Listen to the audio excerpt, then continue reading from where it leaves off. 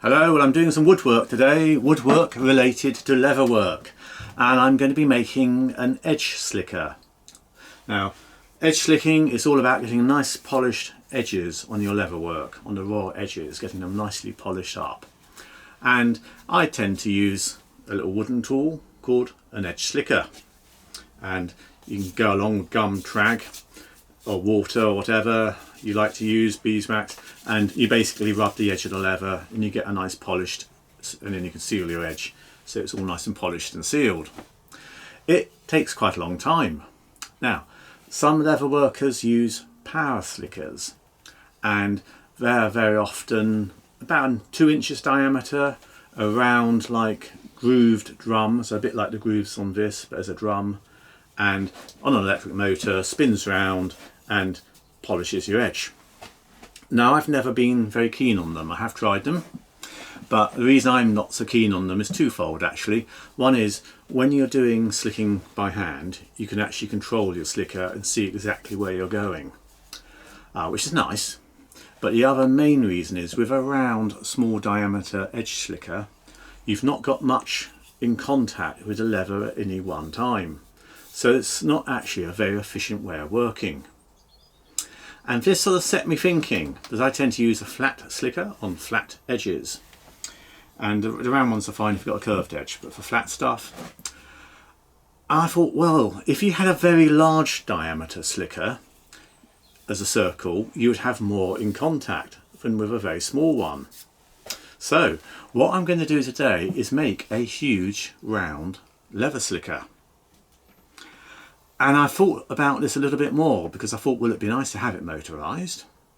And I thought the edge velocity, so the velocity at the outer rim of this slicker, would be quite high if it's a large one compared to a smaller one, so I can get away with a slower running, nice quart motor. And this is where perhaps the even more interesting bit comes in.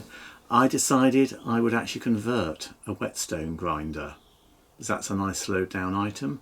And I'll see what happens if I make a huge wooden leather slicker and run it using basically the mechanics of a whetstone grinder. So that's what I'm doing.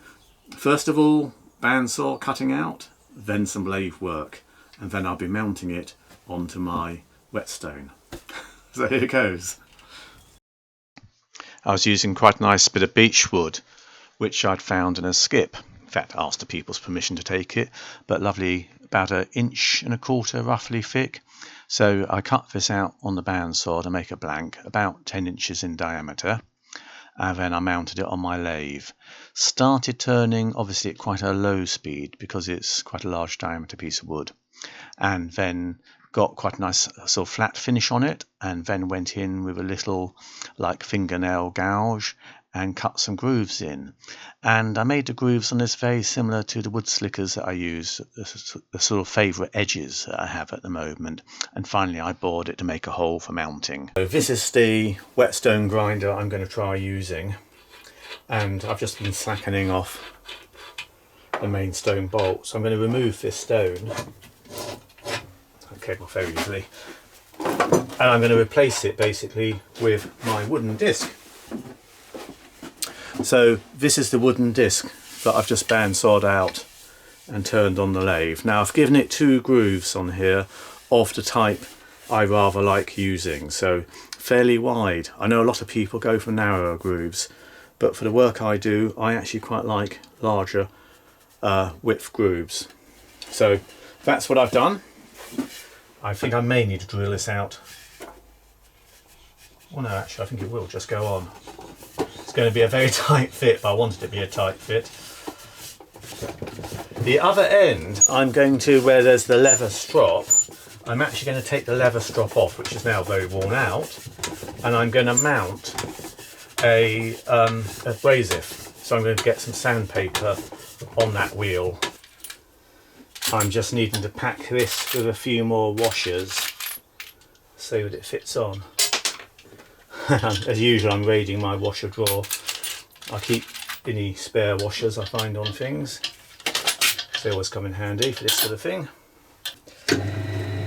Yep, that goes on and it runs nice and slowly, but fast enough. You see, what I'm thinking about is when you have like a 2-inch diameter slicker, they run them really fast, get some heat up and what have you. But if you do the pi r squared business, the edge velocity here is going to be pretty high. So I think that's going to be fine for slicking, and it's not too noisy. Get it vaguely round on its edge. So I'm just using a little edge shave here just to semi-round it. A bit crude, but it will give us an idea.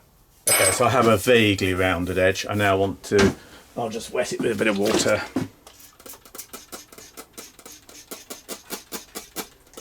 So that's the edge, if you like, that I want to smooth off. So my theory is, as I put that on there, there's about,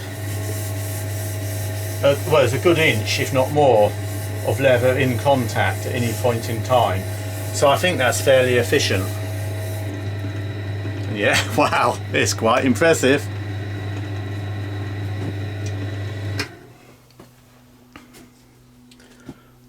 Don't know if you're going to see that on camera there, but just touching that for a few seconds, I got a very good edge already without doing anything much to it.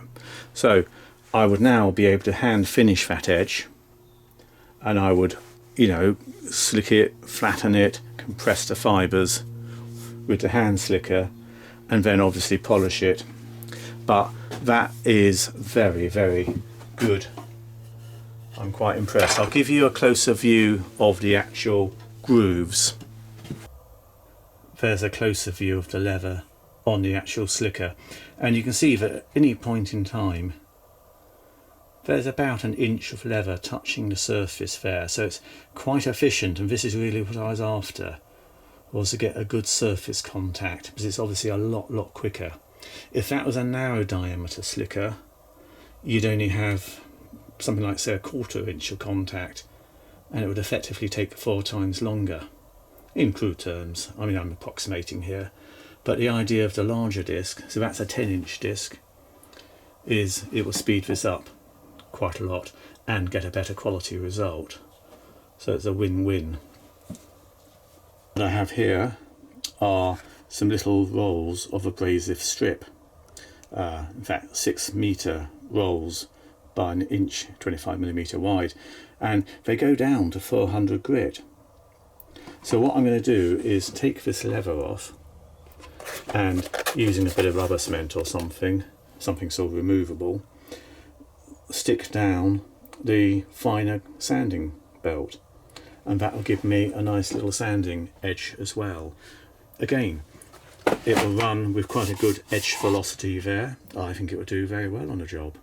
So I'll do that next, and that will be the sanding. So like that, I will have an edge slicking station with a lovely big wheel for the actual slicking and a smaller wheel for the sanding.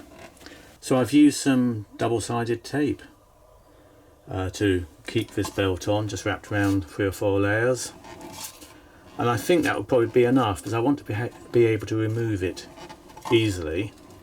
And I've just done a little like lap joint to join it. So there's my little lap joint, kept it flush, hopefully that will work. So that's the sanding side. I'll switch on again. There it is running. And we'll be able to sand the edge of a leather project. Yeah, that's actually, you see that's working quite well. So it's a bit difficult doing this while I'm also holding a camera, but I think you'll get the idea. And obviously one could swap out the grit if one needed to. I think for what I'm doing, that grit will probably be about right. So there you have it, one mechanised leather slicker, all done using an old whetstone grinder assembly. I'll see how it goes. I feel at the moment it's quite promising, and well, report back later, but I think you've seen for yourself already, it's not a bad idea. So there you are. Thanks so much for watching. Bye bye for now.